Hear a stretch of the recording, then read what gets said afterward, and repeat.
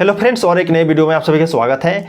आज हम लोग इस वीडियो में बात करेंगे, जानेंगे, समझेंगे एफडी के बारे में। यानी कि एफडी क्या है, किसे बोला जाता है और एफडी में इन्वेस्ट करना चाहिए कि नहीं करना चाहिए, उसके बारे में बात करेंगे। और ये भी जानेंगे कि आपको जो एफडी में कब इन्वेस्ट करना चाहिए और कब नहीं करना चाहिए, क्या कारण है, ये सब आप लोग को बताऊँगा, समझाऊँगा और आप लोग लास्ट में सलाह भी दूंगा कि आपको क्या करना चाहिए। तो यदि आप जानना चाहते हो एफडी के बारे में तो इस वीडियो को ध्यान से देखिए शुरू से अंत तक, ताकि आपको बेहतर तरीके से समझ में आ जाएगा। क्योंकि आप लोग को मैं बहुत ही सरल शब्दों में, आसान शब्दों समझाने की कोशिश करूँगा, बताने की कोशिश करूँगा। ओके, तो चलिए बिना देरी करते हुए बातें करते जानते हैं एफडी के बारे में। वैसे तो आप कभी न कभी एफडी के बारे में सुना ही होंगे, फिर भी आप लोगों को जानकारी बता देता हूँ कि एफडी किसे बोला जाता है।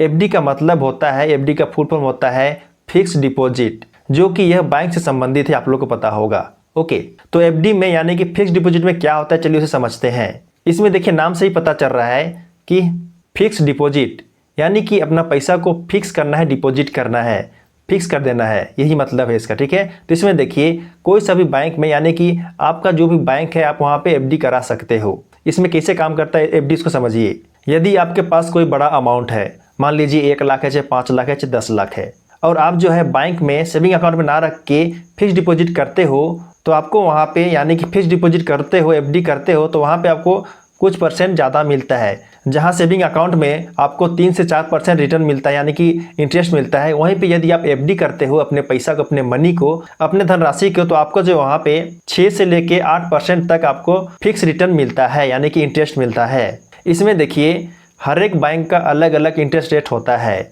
यानी कि किसी बैंक का हो सकता है 5% हो, 6% हो, 7%, 8%, 8 और 9 से ज़्यादा ऊपर नहीं जाता है, आपको नहीं मिलता है फिक्स डिपॉजिट में इंटरेस्ट। मुश्किल से मुश्किल आपको एवरेज मिलता है 6 या फिर 7 तक मिलता है फिक्स डिपॉजिट में, जनरली 7% तक देखने को मिलता है। तो देखिए यदि आप जो है फिक्स डिपॉजिट करते हो, एफडी करते हो अपने पैसा को, जो भी आपका अमाउंट है 1 लाख चाहे 5 लाख जितना भी है, उसको आप जो यहाँ पे एफडी कर देते हो, तो आप जो है उसे बीच में नहीं निकाल सकते हो। जब तक उसका मैच्योरिटी डेट पूरा नहीं होता है तब तक आप उस पैसा को नहीं निकाल सकते हो। यहाँ पे देखिए कैसे होता है काम। आप जो है बैंक जाते हो, चाहे कोई सा भी बैंक हो जहाँ पे आपका सेविंग अकाउंट खुला हो, वहाँ जाते हो और आप बोलते हो कि मुझे एफडी कराना है, तो वहाँ पे आपको एक फॉर्म दिया जाएगा जिसे आपको भरना पड़ेगा। ओके, यानी कि एफडी फॉर्म दिया जाता है, उसे आपको भरना पड़ता है, वो भर लोगे। फॉर्म भरने के बाद आपका जो है एफडी अकाउंट खुल जाता है, यानी कि फिक्स डिपॉजिट जमा करने के लिए आपका अकाउंट खुल जाएगा। तो वहाँ पे आप जो है अपनी मर्जी के हिसाब से पैसा डिपॉजिट करोगे और वहाँ पे लॉकिंग पीरियड होता है, यानी कि आपको चूज करना पड़ता है कि कितना साल तक आपको वहाँ पे एफडी कराना है। 3 साल, 5 साल, कितना साल तक, 3 साल, 5 साल, 10 साल, ये सब आप ही को चूज करना पड़ता है कि आपको कितना साल तक वहाँ पे इन्वेस्ट करना है, यानी कि डिपॉजिट करना है, अपने पैसा को फिक्स रखना है।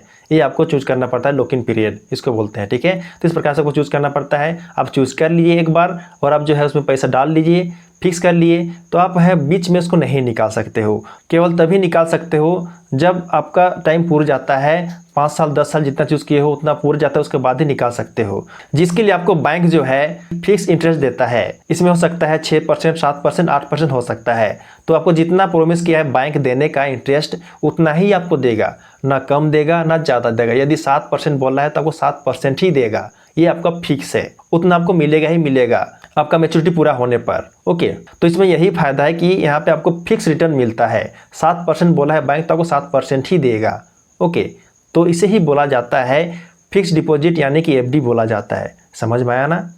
समझ में आया तो अच्छी बात है। तो चलिए अब समझते हैं कि आपको जो है फिक्स डिपॉजिट एफडी कब करना चाहिए, उसके बारे में बात करते हैं, जानते हैं। तो देखिए यदि आपके पास मान लीजिए कि 5 लाख रुपीस है और आप जो है उस पैसा को 5 साल के बाद या फिर 6 साल के बाद यूज़ करना चाहते हो, किसी कारण के लिए, किसी काम के लिए, किसी पर्पज़ से उसे आप यूज़ करना चाहते हो 5 साल के बाद मान लीजिए। ठीक है, तो आपको देखिए यहाँ पे, यानी कि आपको जो है अपने 5 लाख रुपया को 5-6 साल के बाद यूज़ करना है, काम में लाना है, तो इस सिचुएशन में आप जो यहाँ पे एफडी कर सकते हो, फिक्स डिपॉजिट कर सकते हो। ओके, इतना समझ में आया ना कि आपको जो है कब यहाँ पे इन्वेस्ट करना है, यानी कि डिपॉजिट करना है, फिर डिपॉजिट करना है, इसके बारे में समझ गए। यदि आपका पर्पस है कि कुछ सालों के बाद आपको पैसा उसको चाहिए, मान लीजिए 5-6 सालों के लिए आप जो है इसे पैसा को रखना चाहते हो कहीं सेविंग अकाउंट में, तो आप जो है सेविंग अकाउंट में ना रख कर एफडी कर लोगे तो आपको जो अच्छा खासा रिटर्न मिल जाता है, यानी कि 7-8% मिल जाएगा। तो यहाँ फायदे में रहोगे। ठीक है, तो इस कंडीशन में आप यहाँ पे एफडी कर सकते हो। इतना समझ में आया ना। तो अब चलिए जानते हैं कि आपको जो कब एफडी नहीं करना चाहिए, यानी कब आपको फिक्स डिपॉजिट, यानी कि आपको जो है कब फिक्स डिपॉजिट के पीछे नहीं भागना चाहिए, यानी कि एफडी नहीं करना चाहिए, उसके बारे में जानते हैं, बात करते हैं। तो देखिए, यदि आपका सोच है इन्वेस्ट करना, यानी कि आप जो है इन्वेस्ट करने के पर्पज से एफडी करना चाहते हो और लॉन्ग टर्म के लिए करना चाहते हो, तो मैं तो बोलूँगा यहाँ पे कि आप मत करिए एफडी। यस, आप बात सही सुन रहे हो कि आपको एफडी नहीं करना है। अब आप बोलोगे भाई क्या आप ऐसा क्यों बोल रहे हो, अभी तो तुरंत आपने बोला कि एफडी कर लो, एफडी कर लो, अच्छा है, और अभी बोल रहे हो कि एफडी मत करो बोल रहे हो। यस, ये बात सही है, ये रियलिटी है। यदि आपका पर्पस है इन्वेस्ट करना और पैसा से पैसा कमाना, तो आप एफडी मत करो। इससे बेहतर है कि आप जो है mutual fund, index fund, stock, इस सब में इन्वेस्ट कर लो, तो फायदे में रहोगी।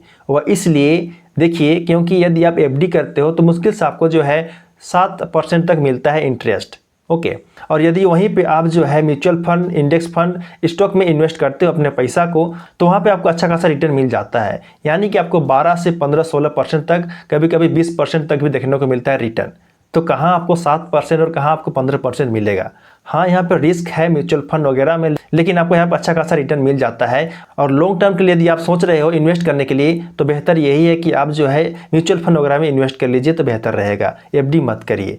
और इसका मेन रीज़न है, बड़ा कारण ये भी है, सुन लीजिए, जान लीजिए, ये मेन रीज़न आप लोग बताने वाला हूँ जो कि आपको जानना चाहिए। आपको एफडी में क्यों इन्वेस्ट नहीं करना चाहिए लॉन्ग टर्म के लिए, उसके बारे में जान लीजिए। देखिए, आप जो है लॉन्ग टर्म के लिए अपना पैसा को इन्वेस्ट कर रहे हो एफडी में, एफडी करा रहे हो, तो देखिए आपको मुश्किल से 7% मिलेगा रिटर्न। ओके, जो कि महंगाई को भी बीट नहीं करता, यानी कि महंगाई का जो परसेंटेज होता है उसे भी बीट नहीं करता है यह परसेंटेज। क्योंकि देखिए, आप सुने होंगे इन्फ्लेशन के बारे में, यानी महंगाई के बारे में। हर साल, यस, हर साल किसी भी वस्तु का प्राइस जो है बढ़ते जाता है, एकदम बढ़ता है, वो भी 10% के रेट से बढ़ रहा है। तो यहाँ पे देखा गया है कि एवरेज जो है इन्फ्लेशन का रेट, यानी महंगाई की दर जो है 10% देखा गया है। मतलब 10% के हिसाब से हर साल जो है महंगाई बढ़ रहा है, इन्फ्लेशन बढ़ रहा है। तो देखिए यहाँ पे क्या हो रहा है, आपको जो है मिल रहा है 7% फिक्स डिपॉजिट में, वह जो है इन्फ्लेशन और महंगाई की दर जो है 10% उसको बीट ही नहीं कर पा रहा है। तो यहाँ पे आपका पैसा ग्रो नहीं हो रहा है, आपका पैसा जो है डाउन हो रहा है। यानी कि यहाँ पे देखिए, आप जो है फिक्स डिपॉजिट किए हो, उसमें 7% मिल रहा है, और वहीं पे इन्फ्लेशन रेट, महंगाई की दर 10% के हिसाब से बढ़ रहा है हर साल। तो आपका पैसा जो है, जो इंटरेस्ट मिल रहा है, वो बीट ही नहीं कर पा रहा है इन्फ्लेशन को, महंगाई की दर को। तो समझ सकते हो कि आपका पैसा का वैल्यू कितना घट रहा है। इसीलिए बोला जाता है कि यदि आपको इन्वेस्ट करना ही है तो mutual fund, stocks, index fund, ये सब आप इन्वेस्ट करिए, तो फायदे में रहोगे। क्योंकि यह जो है इन्फ्लेशन रेट से ज़्यादा आपको इंटरेस्ट मिलता है। यानी कि इन्फ्लेशन रेट, महंगाई की दर जो है 10% के हिसाब से हर साल बढ़ती है, वहीं पे आपको जो है म्यूचुअल फंड, इंडेक्स फंड, ये सब में आपको अच्छा खासा रिटर्न मिलता है। 10 से ऊपर ही मिलता है, 10 से कोई सा भी म्यूचुअल फंड या फिर ये सब में रिटर्न नहीं मिलता है, 10 से ऊपर ही मिलता है। 12, 13, 14, 15, 20% तक आपको रिटर्न देखने को मिलता है, इंटरेस्ट देखने को मिलता है, मतलब रिटर्न मिलता है वहाँ पे। तो इसलिए बोला जाता है कि यदि आपको इन्वेस्ट करना ही है तो एफडी मत करिए, यानी कि एफडी में इन्वेस्ट मत करिए, फिक्स डिपॉजिट में इन्वेस्ट मत करिए। इससे बेस्ट यह है कि आप जो है mutual fund, index fund, stock इत्यादि में इन्वेस्ट करिए। क्योंकि देखिए यहाँ पे अच्छा खासा 10% से ज़्यादा आपको इंटरेस्ट देखने को मिलता है, जो कि आपके लिए फ़ायदेमंद होगा। ओके, यहाँ देखिए आपका पैसा ग्रो हो रहा है, और एफडी में आपका पैसा ग्रो होने की वजह आपका पैसा पूरा डाउन हो जाएगा, वैल्यू घट जाएगा। और वहीं पे यदि आप म्यूचुअल फंड वगैरह में इन्वेस्ट करते हो तो आपका पैसा जो है 15% के हिसाब से बढ़ेगा, तो ऑब्वियसली आपका इन्फ्लेशन को यहाँ पे बीट कर रहा है, तो फायदे में रहोगे यदि आप म्यूचुअल फंड वगैरह में इन्वेस्ट करते हो तो। ओके, हाँ, यहाँ पर रिस्क है, बट जहाँ पर रिस्क है वहीं पे आपको ज़्यादा रिटर्न देखने को मिलता है।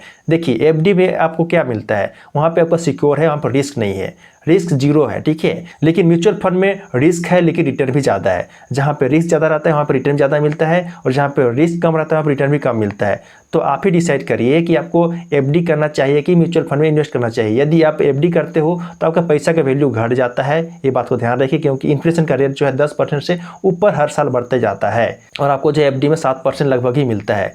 तो यहाँ पे बीट नहीं कर रहे हैं महंगाई को आपका एफडी वाला रिटर्न, इसलिए यहाँ पे आपका पैसा का वैल्यू घट रहा है। और वहीं पे आप जो म्यूचुअल फंड में इन्वेस्ट करते हो, लेकिन थोड़ा सा रिस्क है, लेकिन आपको यहाँ पे अच्छा खासा 10% ज़्यादा ही रिटर्न देखने को मिलता है, 12, 15, 16 तक मिलता है रिटर्न।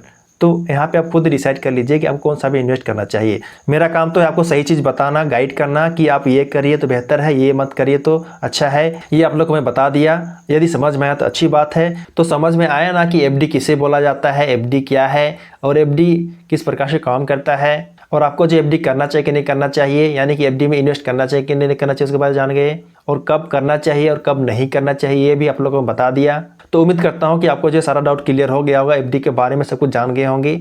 फिर भी आपके मन में कोई सवाल है, कोई डाउट है एफडी के बारे में, तो आप मुझे कमेंट करके जरूर पूछना, मैं आपके कमेंट जरूर रिप्लाई करूंगा। तो ये बात को ध्यान रखिएगा, ठीक है। तो चलिए, वीडियो हेल्पफुल लगा हो और पसंद आया हो तो वीडियो को जरूर लाइक कर देना, और यदि आप नए हो मेरे चैनल में तो मेरे चैनल जरूर सब्सक्राइब कर देना, क्योंकि मैं इसी तरह का हेल्पफुल वीडियो इस चैनल में हमेशा लाते रहता हूँ। तो चलिए मिलते हैं किसी नए टॉपिक के साथ किसी नए वीडियो में, तब तक के लिए जय जय, बाय बाय।